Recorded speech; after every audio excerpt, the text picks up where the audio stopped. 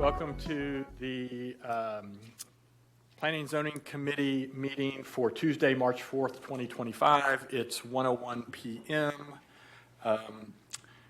This meeting is being held pursuant to KRS 61.826 and Council Rule 5A. Start with that. I am Chair Andrew Owen. I'm being joined by my Vice Chair, virtually by my Vice Chair, Scott Reed. And in chambers, I'm being joined by Committee Member Josie Raymond, Committee Member Khalil Batshan, Committee Member Jeff Hudson, Committee Member Kevin Bratcher, and Committee Member Betsy Rui.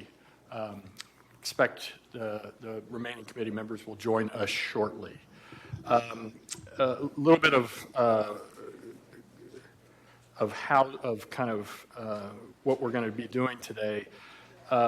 Items 2 and 3 are being held at the request of Committee Member Bratcher. Those are projects in Councilman Bratcher's district, and they are working with the County Attorney's Office on moving those forward. So we're holding those this week.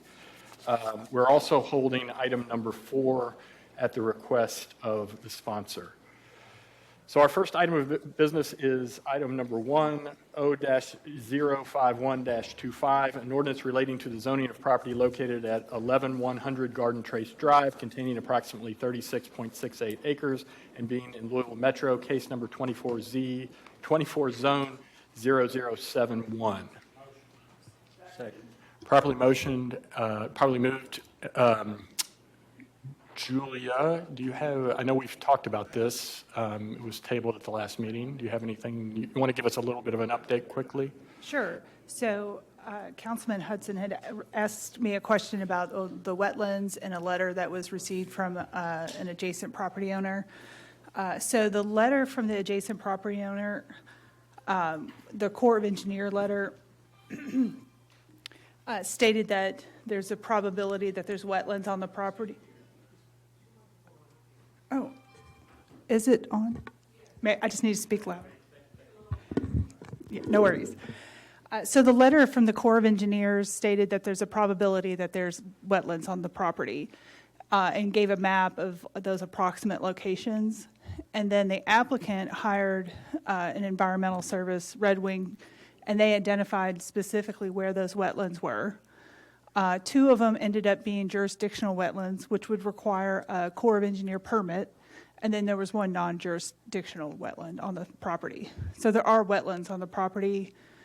They've been identified, and if they decide to fill those, they would seek permit. I think that's what your question was, maybe? It does. Thank you for that answer. I appreciate that. As part of, Mr. Chair, can I respond to that? Yes, please. This is in Councilman Hudson's district, so he has the floor. Thank you. Thank you. Yeah, I guess my question with regard to the wetlands there is, if they're going to affect those wetlands, is that part of this project? Do we know that they're going to do that, or are we just hoping that they don't, or I don't know how they're proceeding?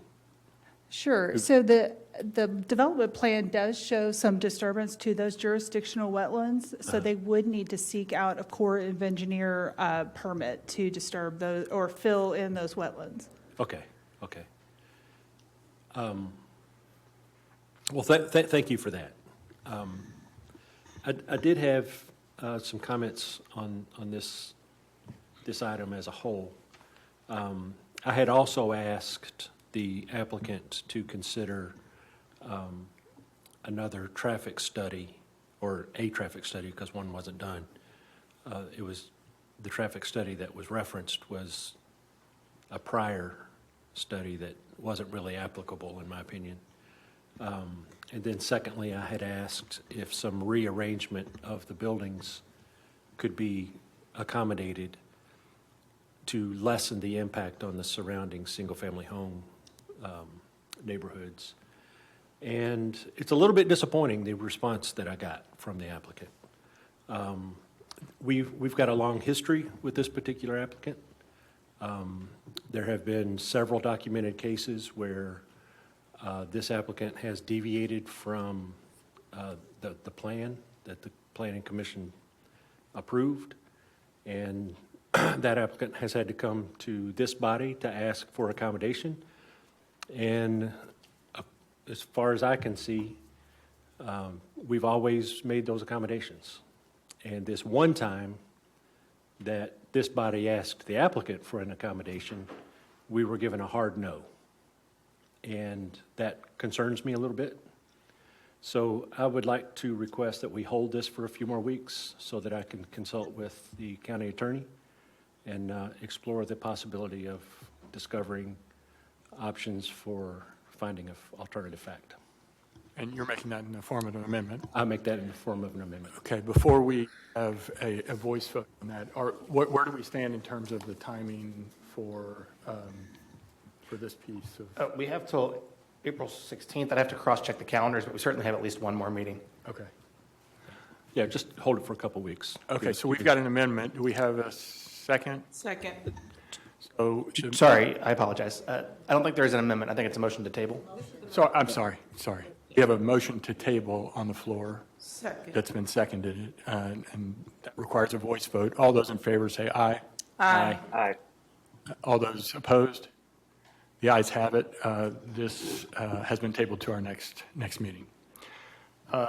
Okay, so the next item on our agenda is item number 5, O-023-25, an ordinance amending section 11.4.7 of the Louisville Metro Land Development Code regarding neighborhood meeting requirements for revised development plans, case number 24 LDC-0009. Properly moved and seconded.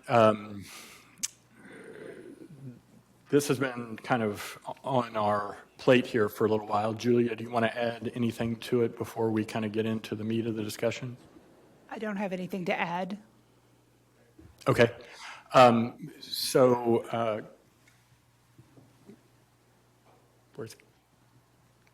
Councilwoman Rui go? I think she got a phone call. She got a phone call. Okay. Councilwoman Rui was going to make a motion to amend, and I think you have that amendment on you added that amendment to the system right before we came in, correct? Yes, so the amended language is on the system. There's a bit of additional language in the final whereas clause. And then the substance of the amendment is to change the 10% density calculation back to the 25 that the Planning Commission had originally, the Planning Commission staff had originally recommended. Planning Commission had then amended that down to 10% after some comments by some interested parties, and then this amendment would return it to that original 25. Right. So we're discussing the amendment, Councilwoman Rui, the amendment to number 5. We have an amendment on the floor that we need a second. Is that Second. properly moved and seconded? Do we have any discussion on that amendment? Councilman Batchon. I don't mean to interject, and I don't think anybody's officially made the motion to add an amendment, and then I think it needs to be added. I don't know if we took Owens or, so maybe. Okay, so let's have Councilwoman Rui, can you make that motion to amend? Yes, I would like to make a motion to amend the ordinance. Your microphone, please. I'd like to make a motion to amend the ordinance. Second. Okay, properly moved and seconded. Do we have any discussion on the amendment? Mr. Chair, I wanted to weigh in. Yeah, Vice Chair Reed. Thank you. I see this as a reasonable amendment and a reasonable compromise. You know, I think my opinion from day one was that the public needed to have an opportunity to weigh in on any sort of significant density change. You know, and I think we all understand that we need as a body to come up with solutions as to how to reduce permitting time, reduce development time. And I get that. We understand that. So I'm in favor of this. I think it's reasonable. And I just want to go on record as saying that. Thank you, Vice Chair. Any other comments on this amendment? No further questions and comments. This requires a roll call vote. All in favor, please say aye. Aye. All those opposed? The ayes have it. Do we have any more discussion on the ordinance in front of us now that we've approved the amendment?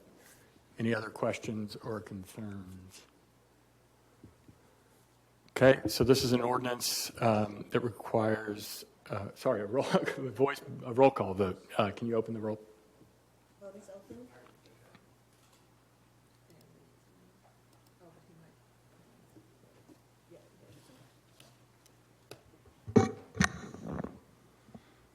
Councilmember Rui?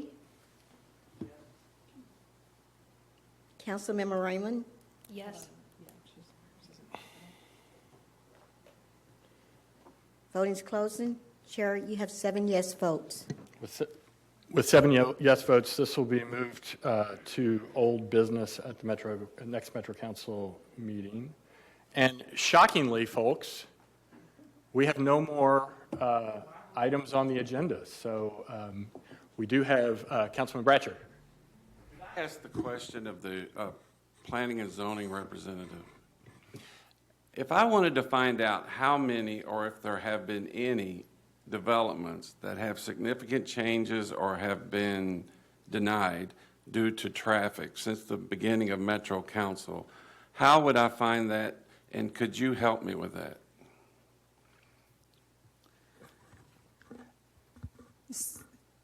So you're asking for developments that have significant changes to the traffic? No, significant changes to the development. Oh. Or has there ever been one denied because of traffic?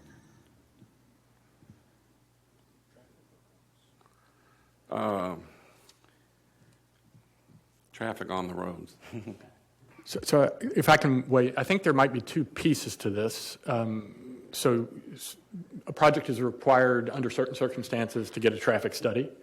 And then based on that traffic study, one question is, have a project been, a design element or a density element of a project been changed because of a traffic study? Exclusively. Right? Exclusively because of a traffic study.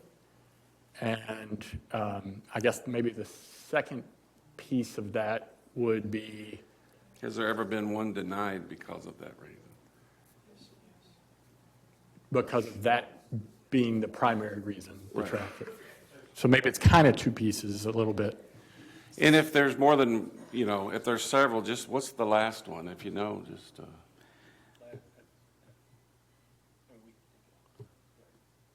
Councilman Batchon? Yeah, I think there's another part to that question probably as well. Are you talking Well, that didn't- specifically to, Chair, I'm sorry, I'm going to, acknowledge Councilman Bratcher. Are you talking specifically to commercial development or multifamily development or residential development? Has the Planning Commission, and if there's more than one, just give me the last one if you could, maybe just email it to me. I'd just like to read it.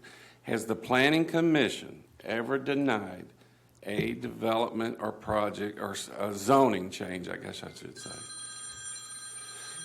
due to the traffic study? How's that?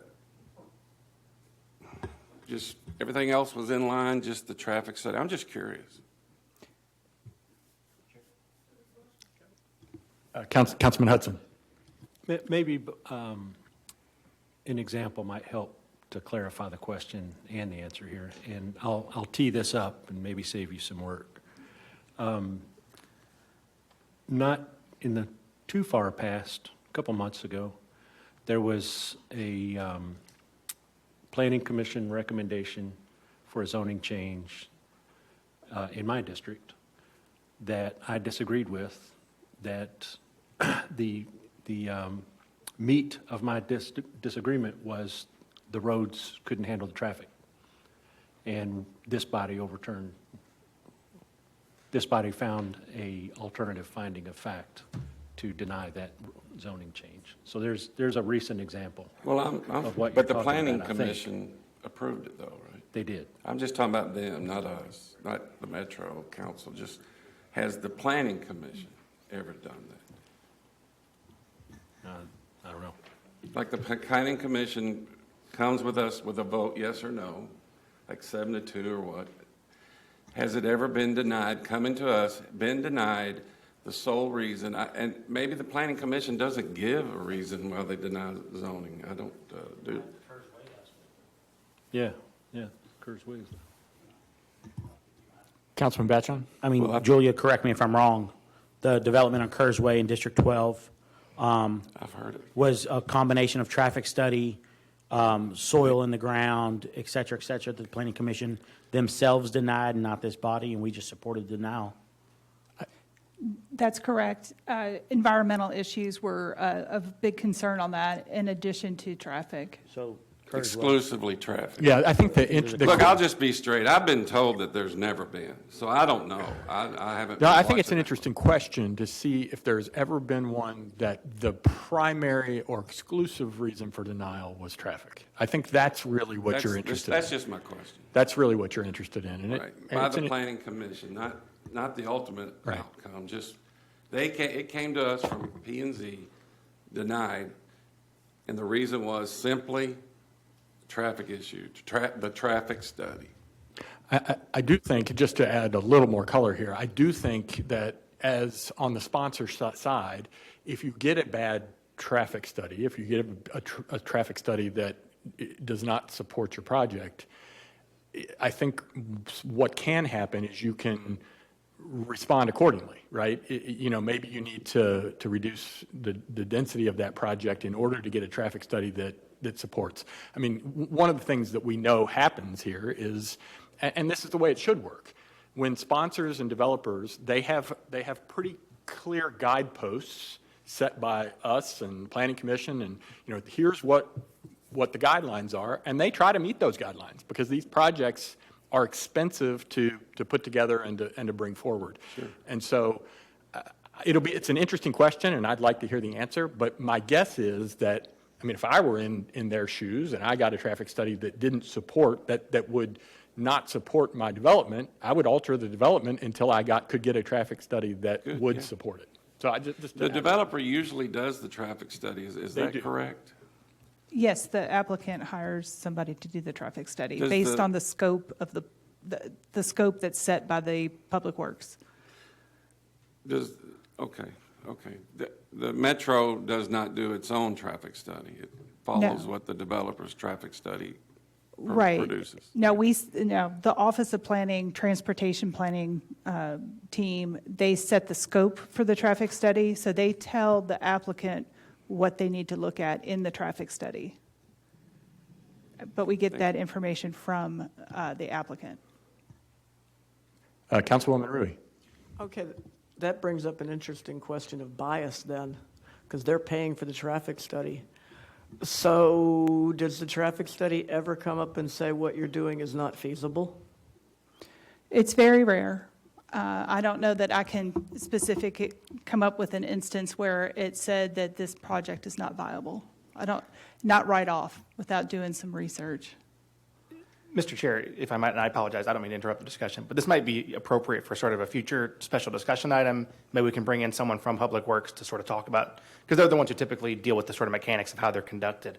I do know that there's a national manual that we follow, and so our engineers review the studies we receive, and if they disagree on how the model was used, those sometimes have come up in the past. But it's not as though someone just walks out there and says, in my professional opinion, this looks fine. There's standard figures based on the use that's being proposed, the number of buildings, all sorts of things. So there's a great deal of math, I guess, going on in the background. That's all pretty standardized nationally. The only other thing I would say is that it's going to be hard to find a case that's purely traffic because other things get layered on, right? If you're talking about a multifamily development where, and let's imagine it's so many units on such a tiny substandard road that everything's Fs all the way around, all the intersections are failing. Well, that's probably going to be too dense of a development for that area too, and so density is going to be a factor, and maybe building height or something like that. So finding a sole true, the only reason is because your traffic study said all Fs, and you refused to do anything, and you still insisted on going to Planning Commission, is probably going to be few to none without some other factors layered in. That's helpful. Thank you, Travis. Again, we've reached the end of our agenda, which for us is, man, it's very, very very short. Anybody else have anything that they need to discuss or address while we're here? Seeing no hands and having nothing further on the agenda, we are adjourned. Thank you.